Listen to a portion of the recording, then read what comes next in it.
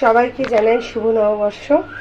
আর আজকে স্পেশাল মেনুতে ডাল ভাত তিতো তো আছেই, তার সাথে আছে আফগানি চিকেন।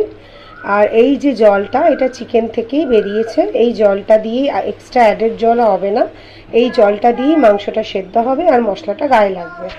তো এর মধ্যে স্পেশালি কিছু দেওয়া হয়নি, টমেটো আর ক্যাপসিকাম আর রসুনটা একটু পরিমাণ মতো দেওয়া হয়েছে। আর কুকারে হচ্ছে অধিকাংশ লোকের বাড়িতেই আজকে এটা হচ্ছে, সেটা হচ্ছে খাসির মাংস। হয়েও এসছে খাসির মাংসের কষা। দেখুন তো রঙটা একদম পাতি বাঙালিয়ানা স্টাইলে।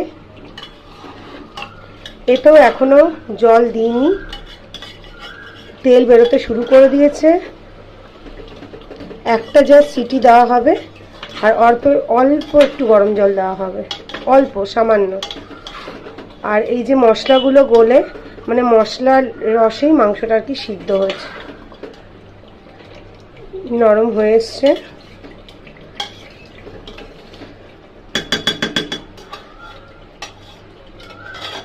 আর বাজার থেকে আনা হয়েছে দই, মিষ্টি।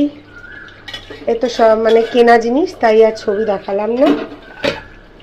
প্রথমে ভাবা হয়েছিল যে একটুখানি ফ্রাইড রাইস করা হবে, কিন্তু তারপরে ভাবা হলো না, বাসমতি চালে সাদা ভাত ঝরঝরে, তার সাথে এই বাচ্চারা যেহেতু মাটন খাবে না, ওদের জন্য চিকেন, ইভেন আমার জন্যও চিকেন।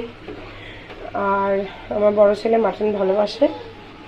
অনেক দিন বাদে, মনে হয় 1-1.5 বছর বাদে মাটন করছি, কারণ মাটনটা আমি একদমই আনি না। আমার হাই প্রেশার, মার হাই প্রেশার, আর বাচ্চাদের তো দিই।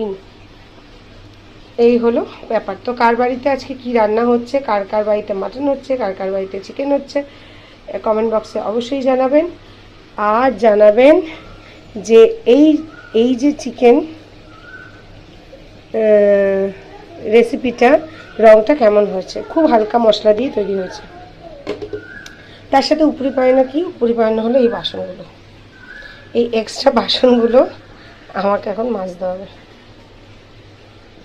জলগুলো ভরতে হবে, বাসনগুলো মাজতে হবে। তো চলুন, টাটা, সবাইকে শুভ নববর্ষ। সবাই ভালো থাকবেন, সুস্থ থাকবেন।